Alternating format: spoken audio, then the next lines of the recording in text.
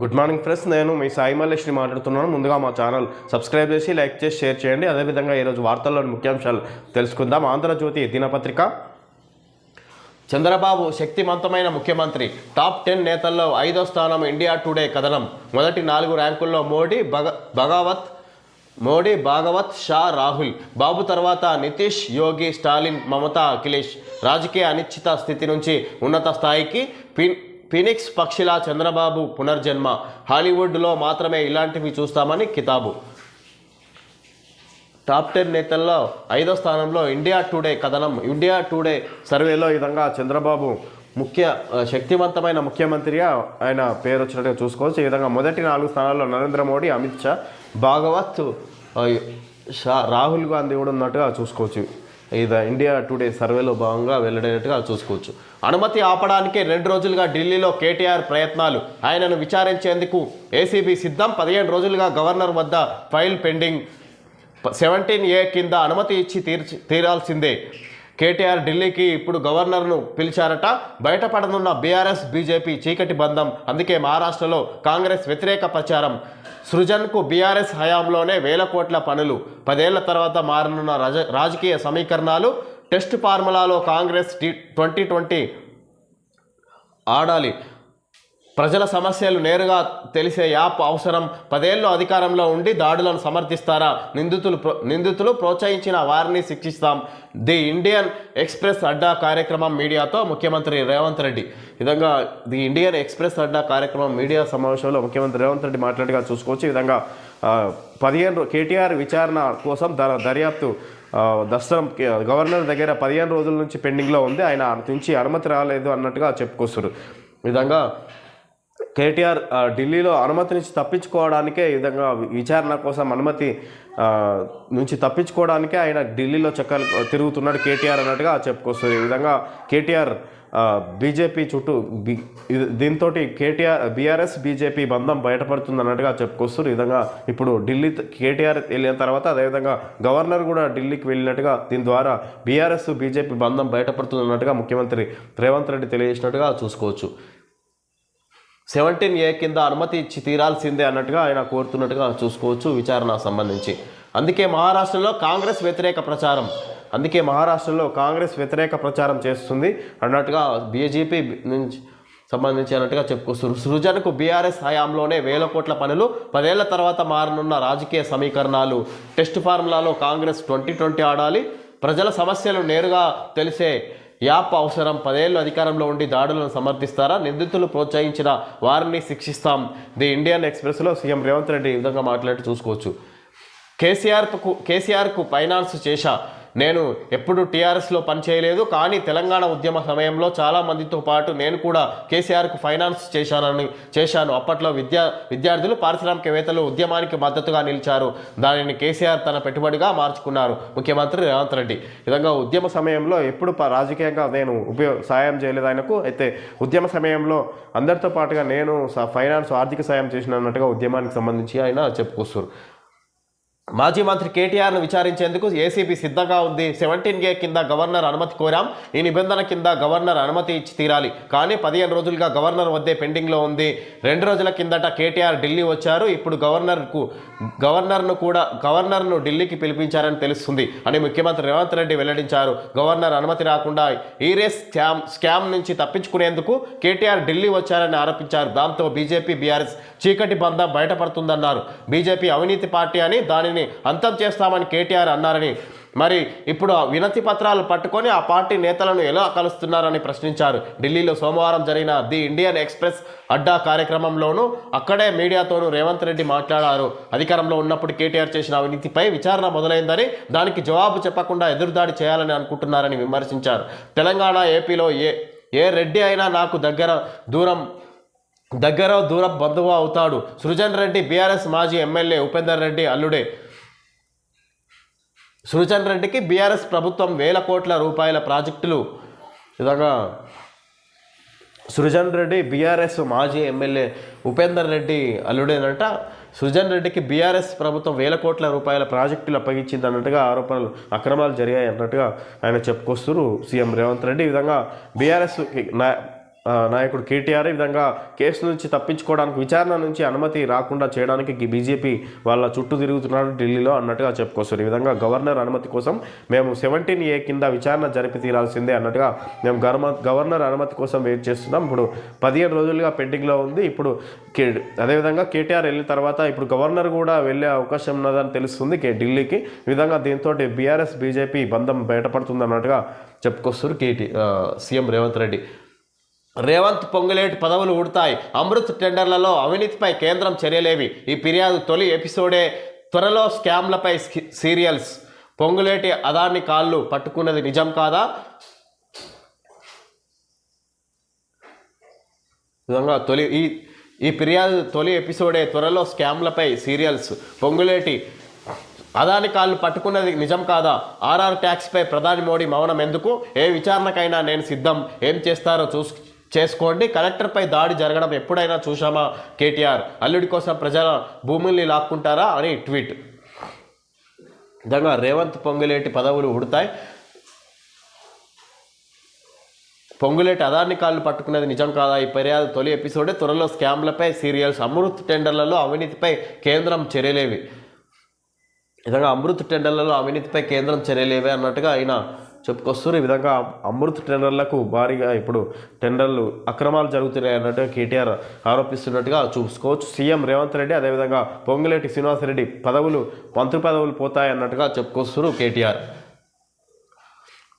CM Revanth Reddy మంత్రి పొంగులేటి శ్రీనివాసరెడ్డి పదవులు త్వరలో ఓడిపోవడం ఖాయమని బీఆర్ఎస్ వర్కింగ్ ప్రెసిడెంట్ కేటీఆర్ అన్నారు. తెలంగాణలో అమృత్ టెండర్లలో అక్రమాలపై కేంద్ర మంత్రి మనోహర్ లాల్ ఖట్టర్కు ఫిర్యాదు చేశామని, ఆఫీస్ ఆఫ్ ప్రాఫిట్ కేసులో రేవంత్ పొంగులేటి పదవులు పోతాయని తెలిపారు. ఇది కేవలం మొదటి ఎపిసోడ్ మాత్రమేనని, త్వరలో వివిధ కుంభకోణాలపై ధారావాహికలు ఉంటాయని చెప్పారు. అమృత్ పథకం టెండర్ల కేటాయింపులో అక్రమాలు జరుగుతుంటే అమృత్ టెండర్లు బీఆర్ఎస్ హయాంవే, కేటీఆర్ తెచ్చింది నకిలీ ఫార్ములా, ఈ రేస్ అదో కుంభకోణం, తప్పించమని షాను కోరేందుకు ఢిల్లీ వెళ్లారు మంత్రి కోమటిరెడ్డి.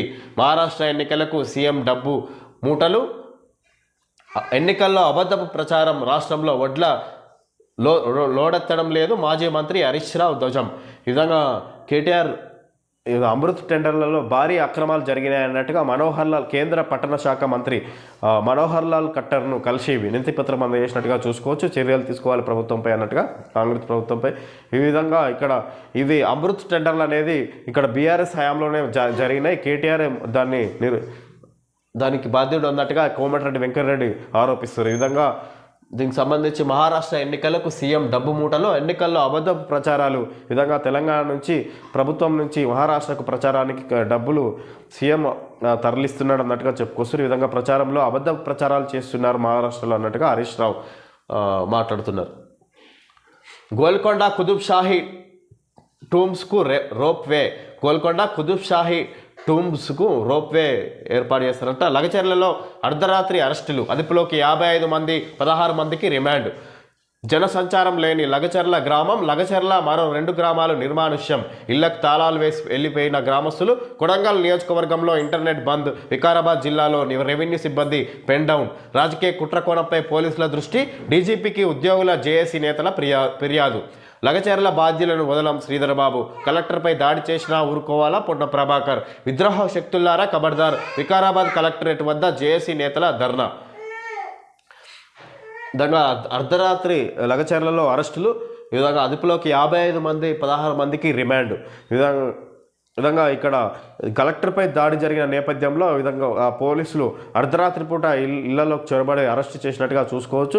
పగటిపూట ఎవరు ఊర్లలో కనిపించకపోవడంతో అర్ధరాత్రి దిగినట్టుగా పోలీసులు ఆ విధంగా అర్ధరాత్రి ప్రవేశించి వారిని అదుపులోకి తీసుకొని అందులో 16 మందిని రిమాండ్కు తరలించినట్టుగా చూసుకోవచ్చు. 55 మందిని అదుపులోకి తీసుకొని.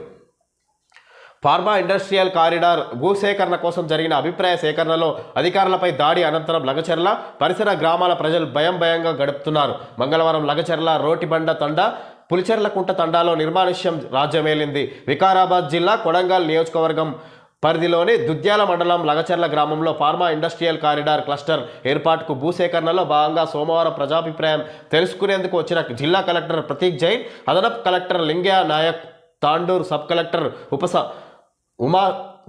తాండూరు సబ్ కలెక్టర్ ఉమాశంకర్ ప్రసాద్, కడా ప్రత్యేకాధికారి వెంకటరెడ్డి, తహసీల్దార్ విజయ్ కుమార్, వికారాబాద్ డిఎస్పీ శ్రీనివాసరెడ్డిపై రైతులు, గ్రామస్తులు రాళ్లు కర్రలతో దాడులు చేసిన విషయం తెలిసిందే. అర్ధరాత్రి నుంచి పోలీసుల అరెస్టు పర్వం.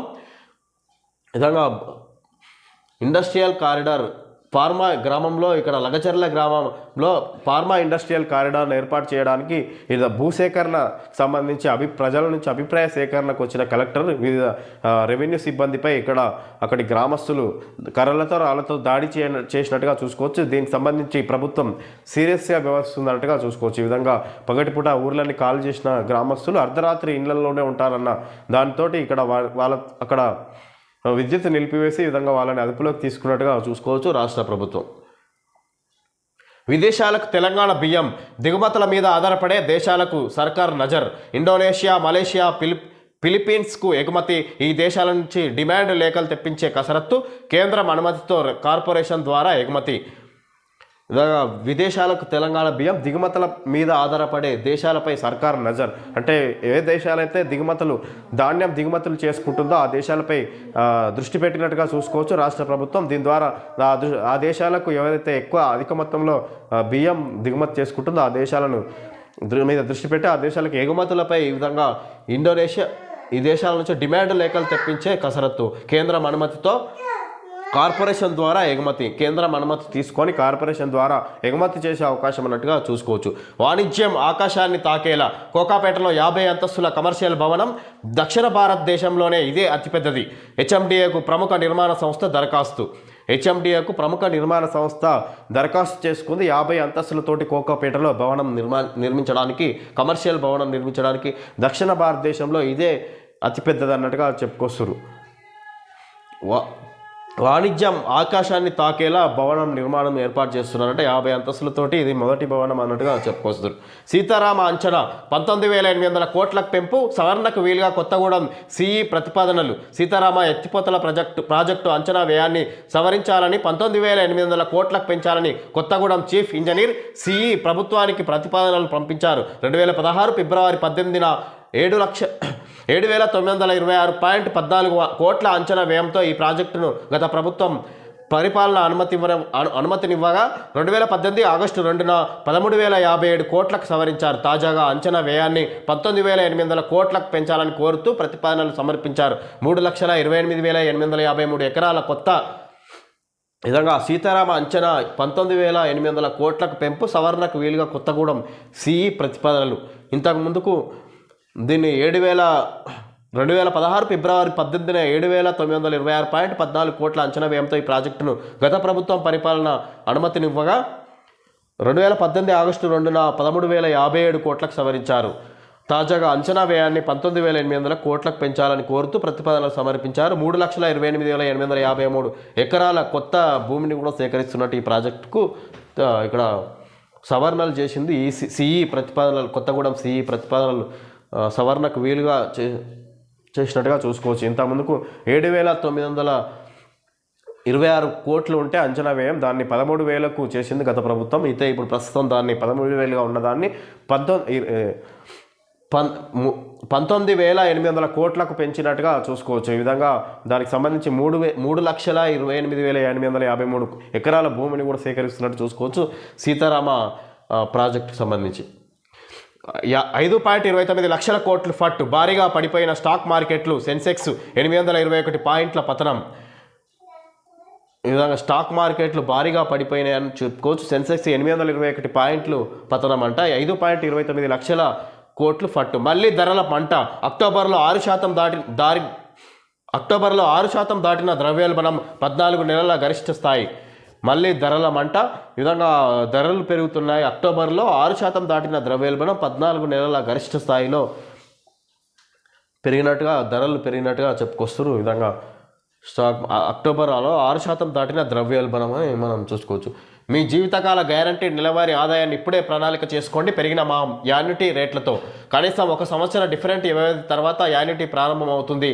ఎల్ఐసి అన్నింటికన్నా ముందు లైఫ్ ఇన్సూరెన్స్. ఎల్ఐసి వారి కొత్త Jeevan Shanti non linked individual savings deferred annuity plan. గరిష్ట గరిష్ట డిఫర్మెంట్ వ్యవధి 5 సంవత్సరాలు యాన్యుటీ ప్లాన్కి ఆన్లైన్లో కూడా లభిస్తుంది. ఫిక్స్డ్ యాన్యుటీ రేట్లు పాలసీ ప్రారంభం నుంచి అనేక యాన్యుటీ ఎంపికలు, డెత్ బెనిఫిట్ పెరుగుదల డిఫర్మెంట్ వ్యవధిలో. మా వాట్సాప్ నెంబర్ ఇక్కడ 8976862090. హాయ్ చెప్పండి అంటే LIC life insurance corporation of India ప్రతిక్షణం మీకు తోడుగా. ఎల్ఐసి వాళ్ళ కొత్త ప్లాన్ వచ్చి జీవన్ శాంతి అని కొత్త పథకం ప్లాన్ వచ్చినట్టుగా చెప్పుకొస్తారు LIC life insurance of India. Okay friends, ఈరోజు వార్తల్లో ముఖ్యాంశాలు తెలియజేయడం జరిగింది. Thank you friends.